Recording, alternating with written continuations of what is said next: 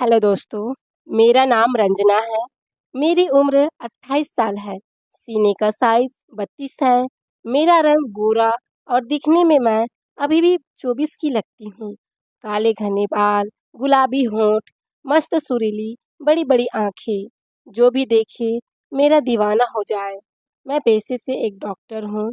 जब मैं white apron पहनकर अपने क्लिनिक में घुसती हूँ तो मरीज मुझे देखकर मस्त हो जाते हैं। मैं गांव में छोटा सा क्लिनिक चलाती हूँ। मेरी आवाज़ में भारीपन और हल्का मिठास है। आज सुबह सुबह की बात है। बाहर बहुत तेज बारिश हो रही थी।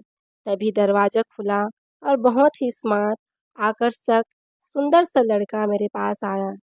नाम था उसका राहुल। उम्र 30 साल। नशीली आंखें, मदमस्त सुडौल शरीर, जिसे देखते ही कोई लड़की या औरत उसकी दीवानी हो जाए। उसने अंदर आते ही मुझसे कहा, डॉक्टर साहिबा, बारिश की वजह से बाहर मेरा पैर फिसल गया और मैं गिर गया, जिसकी वजह से मेरी कमर में मोच आ गई है। बहुत दर्द हो रहा है और मुझसे चला भी नहीं जा रहा है। मैंने मुस्कुराकर कहा, बैठो राहुल, मैं देखती हूँ कहाँ पर दिक्कत हो रही है। मैंने ग्लव्स पहने और उससे कहा, अपने कपड़े ऊपर कर लो और दिखाओ कहाँ पर दर्द और मोच है। मैंने उसके कमर के निचले हिस्से में अपनी उंगलियां घुमाई। धीरे धीरे मेरे स्पर्श से उसकी सांसें तेज हो गई, पर वह चुपचाप बैठा रहा।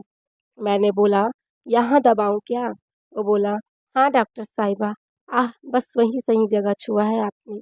मैंने कहा, राहुल, तुम्हारे कमर के निचले हिस्से की मांसपेशियां गिरने की वजह से खींच गई है। तुम्हें हर रोज मालिश की ज़रूरत होगी। मैं तुम्हें बता देती हूँ कैसे करना है, फिर तुम रोज घर पर किसी से करवा लेना। फिर मैंने कहा, तुम बेड पर उल्टा लेट जाओ, मैं थोड़ा तेल लगाकर मालिश कर दूंगी, दर्द और मोच थोड़ा कम हो जाएगा। वो बिना कुछ बोले लेट गया। मैंने तेल की बोतल ली। मैंने उसकी कमर पर तेल डाला, धीरे धीरे, जैसे कोई रेशमी धागा खींच रहा हो। मेरी उंगलियां तेल की वजह से फिसल रही थी। मैंने पूछा, राहुल, शादी हुई तुम्हारी? उसने बोला, नहीं, अभी तक तो नहीं हुई है। कोई अच्छी सी लड़की मिले तो सोच रहा हूँ इसी साल शादी करने की। मैंने हंसकर कहा, अच्छा, तो अभी तक तुम्हें किसी लड़की ने छुआ नहीं है? वो शर्माया और बोला, कोई आप जैसी मिल जाए तो।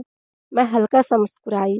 मालिश करते करते मैंने उसकी कमर के नीचे हाथ ले जाकर दबाया। उसे गुदगुदी हुई।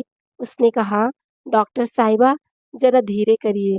मैंने कहा, दर्द तो यही हो रहा है ना। मेरी उंगलियां उसके जांग में किनारे तक पहुंच गई। उसकी सांसें तेज चलने लगी और उसका पसीना छूटने लगा। मैंने तेल और डाला। अब मेरी हथेली और उसकी त्वचा पर फिसल रही थी, ऊपर नीचे। वो बोला, डॉक्टर साहिबा, आपके हाथ में जादू है। मैंने कहा, राहुल, जादू तो अभी बाकी है। मैंने उसकी कमर के निचले हिस्से में और तिल डाला और धीरे धीरे मालिश करने लगी। राहुल के अंदर एक अजीब सी बेचैनी थी।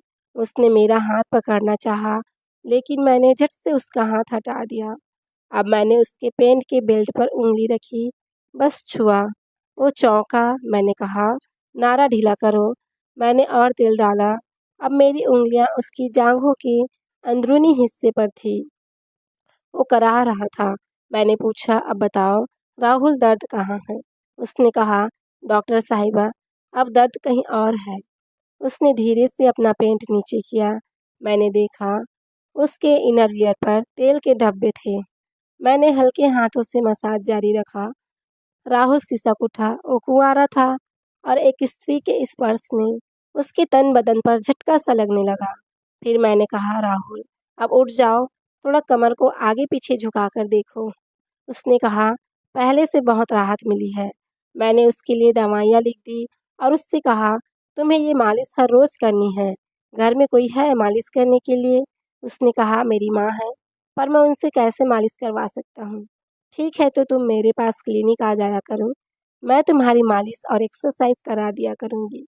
उसने कहा, बहुत बहुत धन्यवाद डॉक्टर साहिबा। दोस्तों, आपको ये स्टोरी कैसी लगी?